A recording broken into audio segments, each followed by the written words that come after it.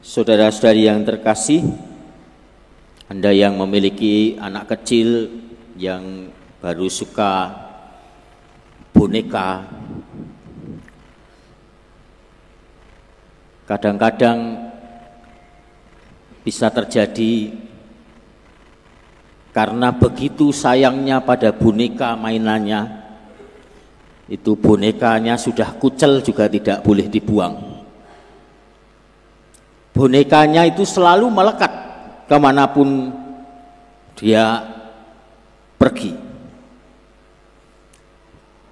Bahkan ketika kita orang dewasa mungkin melihat secara fisik bonekanya itu sudah jelek,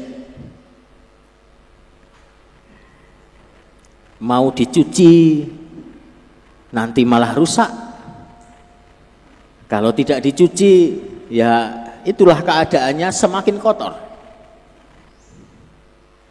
Bahkan mungkin anak ini ditawari boneka yang baru sekalipun tidak mau, karena begitu sayangnya dia pada boneka itu.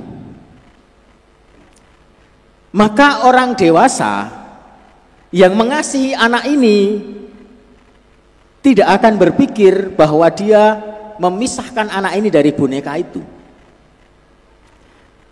Mengasihi anak ini berarti juga menerima anak ini dan boneka yang jelek itu. Jelek dalam pandangan kita, tetapi bagi dia boneka itu sangat disayang.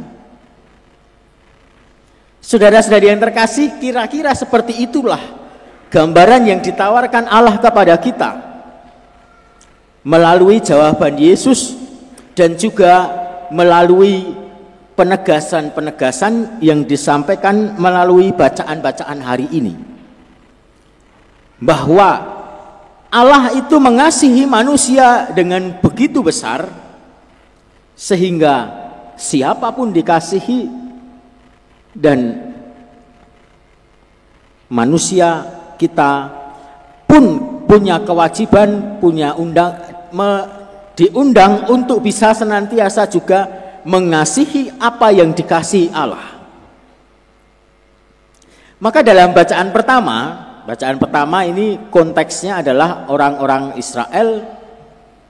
Kepada orang-orang Israel diberikan aturan-aturan yang merupakan turunan dari kitab Taurat. Ada 5 kitab sebagai kitab Taurat, tetapi lalu itu diturunkan dalam berbagai macam aturan. Ada sekitar 613 aturan hidup yang mengacu pada kitab Taurat itu. Sebagian mengatur hubungan manusia dengan manusia, sebagian mengatur hubungan manusia dengan Allah.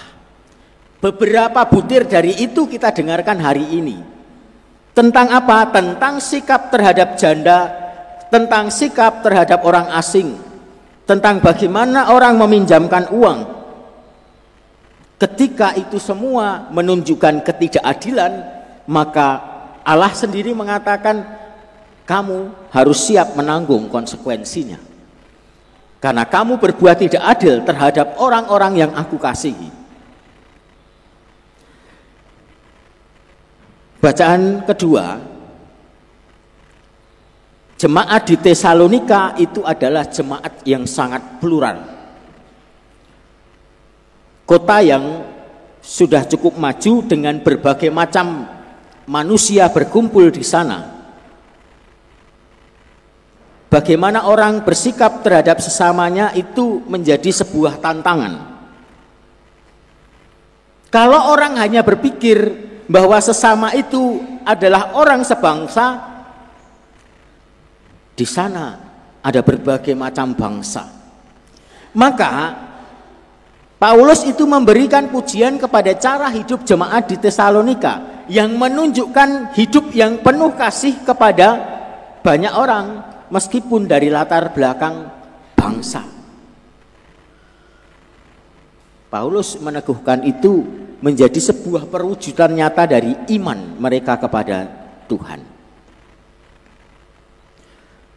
Dan bacaan Injil jelas menegaskan, seperti saya katakan dalam bacaan dalam pengantar, kasih kepada Allah tak tak terpisahkan dari kasih kepada sesama. Tetapi ada satu hal yang menarik di sini. Manusia itu cenderung menyempitkan arti dari kata sesama. Sebaliknya, Tuhan Allah itu yang dalam hal ini dihadirkan dalam diri Yesus semakin memperluas apa itu makna sesama. Nah, ini kan gerak yang terbalik. Dan itu ada di dalam sejarah bangsa Israel tentang manusia yang mempersempit arti sesama itu. Bagi orang-orang Yahudi, sesama itu ya sesama orang-orang Yahudi. Maka bagi mereka, orang Samaria misalnya, bagi mereka adalah bid'ah. Mereka adalah orang-orang yang tidak berjalan di jalan Tuhan. Mereka menganggap diri mereka adalah anak-anak terang. Orang lain yang tidak sama dengan mereka dianggap sebagai anak-anak kegelapan. Maka di dalam Injil kelihatan ya, bagaimana Yesus memperluas pemahaman tentang sesama ini. Maka diberikan contoh tentang orang Samaria yang baik hati, yang jelas-jelas oleh orang Yahudi dianggap tidak ada. Orang Samaria yang ditolak oleh orang Yahudi tetapi menunjukkan kebaikan. Lalu ketika ditanya siapakah sesama bagi orang ini, orang Yahudi gengsi menyebut itu orang Samaria. Tidak. Maka yang disebut adalah tindakannya. Orang yang menunjukkan kasihnya kepada orang yang perlu ditolong itu. Dari sini makna sesama itu meluas. Dan bacaan pertama itu menegaskan bukan hanya tentang orang Israel. Jadi gambaran tentang janda, tentang orang miskin, tentang orang asing yang dibela Allah. Kalau kamu tidak berlaku adil pada mereka, aku yang akan membela mereka. Itu bukan bicara hanya tentang Israel sebagai bangsa pilihan, tetapi siapapun yang keadaannya memang membutuhkan untuk dibantu. Nanti puncaknya di akhir Injil. Penginjil Lukas, penginjil Matius dan Markus menyampaikan tentang gambaran akhir setelah kebangkitan dalam versinya masing-masing, bahwa nanti Yesus itu naik ke surga. Sebelum naik ke surga, Yesus berpesan,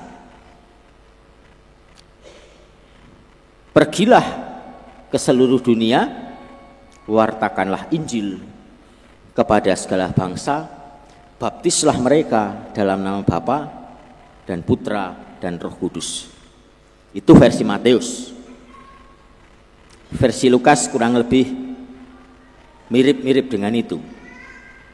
Tetapi ada yang berbeda dari versi Markus, penginjil yang paling tua. Markus itu sebetulnya yang tulisan yang paling tua dibandingkan penginjil yang lain, hanya urutannya bukan di paling pertama. Markus dalam kutipan singkatnya, dalam tulisan singkatnya yang menyinggung tentang kenaikan Yesus itu mengatakan berbeda dari penginjil yang lain. Dengarlah, pergilah ke seluruh dunia, wartakanlah Injil kepada segala makhluk. Tidak dikatakan kepada segala bangsa atau kepada segala manusia, kepada segala makhluk. Artinya apa? Kabar baik, kabar sukacita itu perlu diwartakan kepada segala hal, bukan hanya sesama manusia. Tetapi akhirnya makna sesama itu meluas. Itu adalah alam semesta. Kita bisa berbuat adil terhadap sesama, tetapi kadang-kadang tanpa sadar kita bertindak tidak adil terhadap semesta. Dan itulah kenapa kalau pada setiap tahun gereja bersama dengan seluruh dunia merayakan Hari Pangan Sedunia. Ini event yang diadakan bukan oleh gereja. Diinisiasi karena ada peran gereja di sana, yaitu dalam pertemuan Organisasi Pangan Dunia FAO yang pada tahun 76 itu diadakan di Roma. Lalu pada waktu itu menghasilkan keputusan bahwa sejak tahun 81 setiap tanggal 16 Oktober di dunia dirayakan Hari Pangan, untuk membangun kesadaran di dalam diri kita bahwa sesama kita bukan hanya manusia. Kita itu hidup bersama dengan semua makhluk lain yang diciptakan Tuhan. Dan lalu pesannya jelas, bagaimana kabar sukacita itu bisa juga ditujukan kepada semua ciptaan, semua makhluk itu. Saudara-saudari yang terkasih, penyempitan makna sesama itulah yang juga pada akhirnya mengurangi iman kita kepada Allah, meskipun mungkin kita yakin bahwa kita beriman kepada Tuhan. Tetapi sebetulnya cara untuk menilai bagaimana iman kita itu sudah benar atau belum, tinggal melihat tadi. Saya cenderung menyempitkan makna sesama itu, atau sebaliknya, saya berpikir dan bersikap sama seperti Allah berpikir, sesama itu semakin luas. Kenapa ada istilah yang namanya SARA, suku, agama, ras, antar golongan? Karena itu, karena ada kecenderungan dalam diri manusia untuk mempersempit sesama. Sesama itu ya hanya yang sesuku, sesama itu ya hanya yang seagama, sesama itu yang hanya satu ras, satu golongan. Kita diundang melalui bacaan hari ini bahwa selain kita diingatkan bahwa kasih kepada Allah dan kasih kepada sesama itu satu paket, tetapi kita juga diingatkan sesama itu adalah dalam arti yang seluas-luasnya. Bahkan sesama itu adalah alam semesta. Hari ini nanti dalam peringatan memang bagian dari selebrasi ditampilkan dekorasi yang berbeda, ya, dari sayur-sayuran, dari buah. Tetapi juga nanti kita semua dalam perayaan Hari Pangan Sedunia, setelah perayaan Ekaristi, diundang untuk merayakan itu dengan memakan makanan yang sudah disiapkan oleh lingkungan-lingkungan. Dari apa? Makanan-makanan olahan selain yang berasal dari nasi dan terigu. Kadang-kadang kita itu karena memang sudah begitu terbiasa, lalu sudah makan begitu banyak, tapi kalau belum makan nasi bilangnya belum makan. Ya kan? Sebetulnya ada banyak hal yang bisa menggantikan itu, dan itu tersedia luar biasa di dalam kehidupan kita. Maka nanti itu juga yang akan coba kita angkat. Nanti setiap lingkungan, ketua lingkungan atau perwakilan lingkungan itu akan menanam di polybag tanaman-tanaman yang tersedia di alam kita, yang sebetulnya bisa mengganti nasi. Nanti akan diundi, ya, akan diundi lingkungan mana dapat menanam apa. Artinya perwakilan itu nanti di aula setelah ini. Tetapi itu bukan hanya untuk perayaan hari ini. Nanti kalau ada lingkungan yang diundi lalu dapat nanam tales, ya, maka lingkungan itu nanti yang selanjutnya mengembangkan talas itu nanti di greenhouse dalam polybag. Kita selama ini merawat taman doa sudah berjalan dengan baik.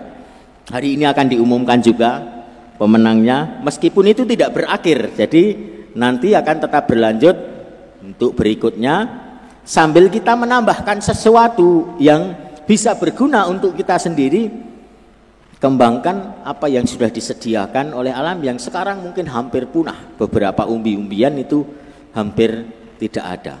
Beruntung kita ada beberapa di komplek gereja ini. Nah, ini nanti yang akan kita kembangkan supaya apa? Hari Pangan Sedunia itu bukan hanya sekedar menjadi selebrasi. Kenapa? Karena peringatan HPS itu adalah gerakan kesadaran dan gerakan politis. Ya, bukan berpolitik. Gerakan politis itu artinya apa? Gerakan yang memberi dampak kesadaran yang lebih luas kepada masyarakat. Artinya itu bukan hanya untuk diri kita sendiri, tetapi itu untuk orang lain juga, sesama kita. Maka nanti orang-orang yang lewat di depan gereja pun itu akan ditawari makanan itu kalau mereka bersedia. Kalau tidak ya sudah. Sebuah ajakan nyata bagaimana kita itu disediakan begitu luar biasa anugerah Tuhan yang di alam ini sudah tersedia. Kadang-kadang kita tidak menyadari anugerah itu, membangun kesadaran tentang kasih Allah di dalam kehidupan kita. Maka saudara-saudari yang terkasih, mari kita mohon rahmat supaya perwujudan cinta kita kepada Allah itu makin nyata. Bukan hanya sekedar kita rajin berdoa, itu penting. Itu perlu untuk semakin mendekatkan relasi kita dengan Allah. Tetapi hari ini kita diingatkan itu tidak cukup. Kedekatan dengan Allah berarti membangun kedekatan juga dengan apa yang dikasihi Allah, bahkan dengan apa yang dibela oleh Allah. Tuhan memberkati.